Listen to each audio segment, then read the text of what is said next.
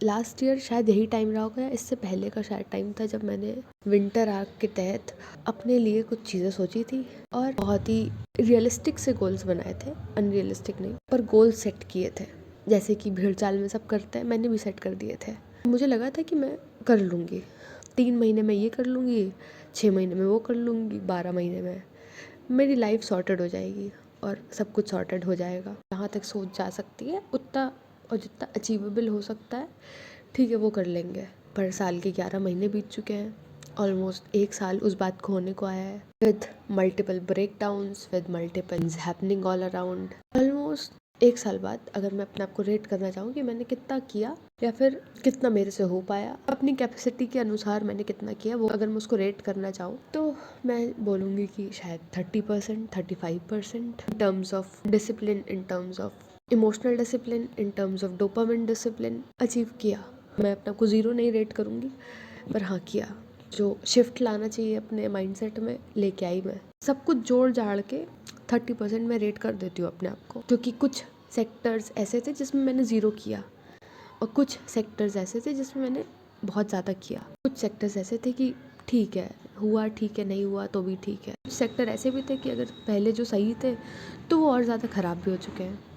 तो ये चलता रहेगा, that is a part of हम सिर्फ इम्प्रूवमेंट नहीं करते ना हर साल, तो कुछ कुछ चीज़ें हम इम्प्रूव करते हैं, कुछ कुछ चीज़ें हम ख़राब भी करते हैं, डिटोरिएट कर देते हैं, ठीक है। पर ये जो मैंने अपने आप को रेट किया, 30% खुद को दिया, क्या ये सही है? जिस भी अप्रोच से काम किया क्या वो सही थी? कुछ चीज़ें मैं मान सकती हूँ कि हाँ ठीक है, जहाँ पे हमारा किसी का कंट्रोल होता ही नहीं है, एफर्ट्स हम पूरे दे देते हैं पर उसका आउटकम वैसा नहीं निकलता है, क्योंकि कहीं ना कहीं मुझे मालूम है कि जितना हुआ है उससे ज़्यादा हो सकता था शायद। It all depends on the situation, that all depends on the process. और रिपीटेड टर्म्स लाइक परफेक्शनिज्म और ये एक्सेट्रा यूज़ करने के बजाय मैं ट्राई करती हूँ उसको एनालाइज करने का कि क्यों नहीं हो रही पढ़ाई, क्यों नहीं हो रहा है जो हम चाहते हैं, क्यों नहीं हो रहा है जो हम सोचते हैं, गोल्स के ऊपर एक्ट नहीं हो रहा है, क्यों नहीं हो रहा है कुछ भी। एक तो ये परफेक्शनिज्म तो एक चीज़ है ही है, उसके अलावा भी बहुत सारी चीज़ें होती हैं बैकड्रॉप में एक्ट करती रहती हैं और बस वो एक्ट करती रहती हैं। सेल्फ डिसिप्लिन जो आता है उसके अंदर मेजरली इन्वॉल्व होता है डिलेड ग्रेटिफिकेशन, पर हमारा जो माइंड है वो इस तरीके से वायर्ड है कि हमें तुरंत रिवॉर्ड चाहिए। अगर हमने एक एक्शन किया तो उसका रिजल्ट हमें तुरंत चाहिए। 3 दिन जिम गए तो हमें चौथे दिन चाहिए उसका रिजल्ट, और 3 दिन, 15 दिन, 1 महीना जा कर के अगर हमें बॉडी में चेंजेस नहीं नज़र आ रहे हैं तब बहुत डिफिकल्ट हो जाता है कि हम अपने आप को मोटिवेटेड रख पाएँ। इसीलिए मोस्ट ऑफ द केसेस में हम 1 महीना वो चीज़ करते हैं और फिर ड्रॉप कर देते हैं उस चीज़ को, क्योंकि हमें रिजल्ट नहीं दिख रहा होता है। जब पूरा टाइम निकल चुका होता है, जैसे कि 11 महीने निकल चुके हैं अभी, तो लगता है कि अच्छा मैं अगर उसको कंटिन्यू रखती वो चीज़ तो शायद मुझे रिजल्ट दिखता, तो शायद उसका इम्पैक्ट होता। क्योंकि कंसिस्टेंसी एक बार ड्रॉप हुई तो उसको रीगेन करना बहुत मुश्किल होता है, और इनकंसिस्टेंटली किसी भी चीज़ को करके उसका रिजल्ट पाना तो और भी ज़्यादा मुश्किल होता है। सिर्फ ये एक एग्जाम्पल है जिम का, बाकी हर एस्पेक्ट में होता रहता है। एज अ ह्यूमन हमें अपनी दिनचर्या में 15-20 चीज़ें करनी होती हैं, और वो 15-20 चीज़ें करने के लिए हमें कम से कम नहीं तो 25-30 डिसीजन मेकिंग करनी पड़ती है, क्योंकि हमें 10 तरीके की रिस्पॉन्सिबिलिटीज़, डिमांड्स पूरी करनी है। एक हमें अपनी इमोशनल रिस्पॉन्सिबिलिटी पूरी करनी है, लिविंग स्पेस में जहाँ पे हम रहते हैं उसकी रिस्पॉन्सिबिलिटी पूरी करनी है, प्रोफेशनल डिमांड है वो पूरा करना है, दोस्तों से मिलने जाना है, और 10 जगह पर रिक्वायरमेंट है अगर हमारी तो हमें वो भी पूरा करना है। और जब आखिरी में टाइम आता है कि हाँ अब हम अपने लिए कुछ करें, अपने पर्सनल गोल्स के ऊपर एक्ट करें, तब हम एक्ट ही नहीं कर पाते हैं, क्योंकि हम तब तक बहुत ज़्यादा थक चुके होते हैं, बहुत ज़्यादा एग्जॉस्ट हो चुके होते हैं इतनी सारी डिसीजन मेकिंग कर करके, कि उसके ऊपर कुछ एक्ट भी करें, अपने पर्सनल गोल्स के ऊपर कुछ एक्ट करें। और जितनी ज़्यादा हमारी दिनचर्या में चीज़ें होंगी करने के लिए, उतने ज़्यादा हमें डिसीजंस लेने पड़ेंगे, जो कि हमारी एनर्जी को, हमारी मेंटल एनर्जी को ड्रेन कर सकता है, करता ही है।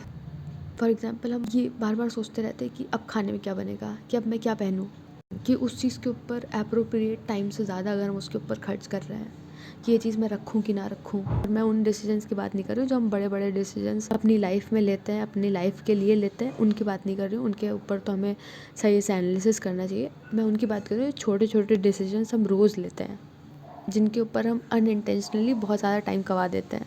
ब्रेकफास्ट में उसकी चिंता हो रही है कि अब मुझे लंच में क्या बनाना है, लंच में चिंता हो रही है कि मुझे डिनर में क्या बनाना है, आधा घंटा 1 घंटा मेरा उसी में जा रहा है कि मैं क्या पहनूँ, डिनर बाहर करूँ या फिर डिनर खुद बनाऊँ।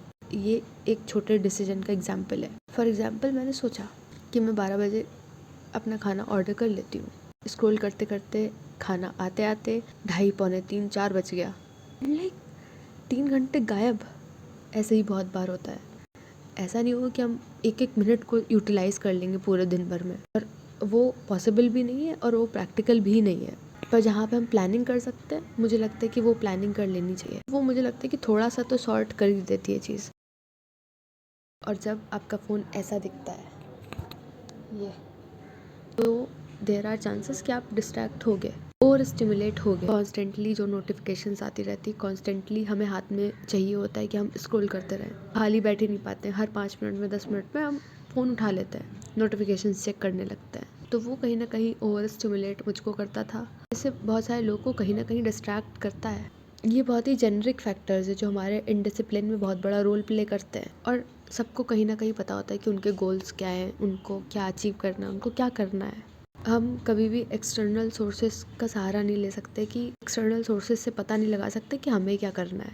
वो हमें पता होता है कि हमें क्या करना है, पर जो चीज़ हमें नहीं पता होती है वो होती है क्यों करना है, why are we doing it. ये अगर कोई चीज़ हम कर रहे हैं, कोई हमने अपना गोल सेट कर लिया, हमने सोच लिया कि मुझे ये चीज़ करनी है 6 महीने के अंदर, पर अगर मैं उसके अंदर इमोशनली इन्वेस्टेड नहीं हूँ, मुझे ये पता ही नहीं कि मैं क्यों करना चाहती हूँ। हमने कहीं ना कहीं 2-4 जगह देखा, सोशल मीडिया पे देखा, किसी सक्सेसफुल इंसान को करते हुए देखा, किसी फेमस इंसान को वो चीज़ करते हुए देखी, और बस सोच लिया कि ठीक है कर लेंगे। इमोशनल इन्वेस्टमेंट उसमें नहीं है। ये सोच लिया कि जिम जाना है, पर क्यों जाना है, मैं क्यों जाना चाहती हूँ, वेदर इट इज़ कि मुझे एक परफेक्ट बॉडी चाहिए, या मुझे एक सर्टेन अमाउंट ऑफ वेट तक पहुँचना है, या मुझे अपनी हेल्थ का ध्यान रखना है, या मुझे अपनी मेंटल हेल्थ का ध्यान रखना है, मुझे इसलिए जाना है। तो वो क्यों हम नहीं ढूंढते हैं। किसी की रील देखी, उसको सक्सेसफुल होते हुए देखा, और बस डिसाइड कर लिया कि हाँ ठीक है मुझे भी एग्ज़ाम क्रैक करना है। क्यों करना है वो नहीं ढूंढा, किस लिए करना है वो नहीं ढूंढा, वो नहीं सोचा। और डिसिप्लिन वहाँ पे तब ज़्यादा होता है जब हमारे पास किसी चीज़ की कमी होती है, या फिर एक पर्सनल पर्पस उससे जुड़ जाता है। मुझे ये चीज़ करनी है, मुझे इस इंसान के लिए ये चीज़ करनी है। जहाँ पे पर्सनल पर्पस जुड़ जाता है, वहाँ पे डिसिप्लिन भी स्ट्रॉन्ग बन जाता है। एक बुक है गॉगिन्स की, तो उसमें वो बताते हैं कि वो एक बहुत ही ब्रोकन हाउस होल्ड से आते हैं, अब्यूजिव हाउस होल्ड से आते हैं। अपने मेमोयर में वो बताते हैं कि उनका चाइल्डहुड, उनकी अपब्रिंगिंग गरीबी में थी, उन्होंने बहुत ज़्यादा रेसिज्म सहा। तो उन्होंने बताया कि उनकी ये जो एडवर्सिटी थी, इस एडवर्सिटी ने उनका माइंडसेट को कैसे शेप किया, उनके कैसे सर्कमस्टेंसेस थे, उनकी कैसी कंडीशन थी। इन सब के बावजूद उन्होंने अपने माइंडसेट को इस तरीके से शेप किया कि उस एडवर्सिटी को उन्होंने अपने ऊपर नहीं हावी होने दिया। उन्होंने अपनी लाइफ की रिस्पॉन्सिबिलिटी अपने हाथ में ली, instead of blaming the external factors. चीज़ शायद हम अपने अंदर भी नोटिस कर सकते हैं कि अगर हमें हल्की सी भी परेशानी होती है और हम थोड़ा सा भी अनकंफर्टेबल होते हैं, तो उस चीज़ के लिए डिसिप्लिन हमारे अंदर अपने आप आ जाता है, उस चीज़ को हटाने के लिए, उस परेशानी को हटाने के लिए। और जहाँ पे भी हम हल्का सा प्रिविलेज्ड होंगे, जहाँ पे भी हम हल्का सा भी कंफर्टेबल होंगे, तो वहाँ पे हम थोड़ा सा स्टेप बैक ले लेते हैं, वो फायर ख़त्म हो जाती है, कम हो जाती है, और हम एक्सक्यूजेस के ट्रैप में फंस जाते हैं। काम तो चल ही रहा है, चलने दो। तो जो आपका डिस्कम्फर्ट होता है, जो आपका पेन होता है, स्ट्रगल्स होती हैं, करंट स्टेट आपकी ग्रोथ के लिए एज अ कैटलिस्ट काम करता है। एक रूल बताते हैं वो, जिसको कहते हैं 40% रूल। उसमें वो बताते हैं कि जो हमारा माइंड है, जब वो बोलता है यू आर डन, तो हम सिर्फ अपनी 40% पोटेंशियल पे ही पहुँचे होते हैं, क्योंकि हमारा जो माइंड होता है वो हमारी बॉडी से बहुत पहले गिव अप कर चुका होता है।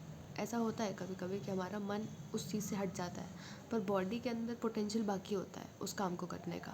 मुझे लगता है कि इसमें बर्नआउट का कोई भी जिक्र है, क्योंकि ऐसा नहीं है कि बर्नआउट हो गए हो आप तब भी काम करते रहो, तब भी डिसिप्लिन बनाए रहो, वो नहीं।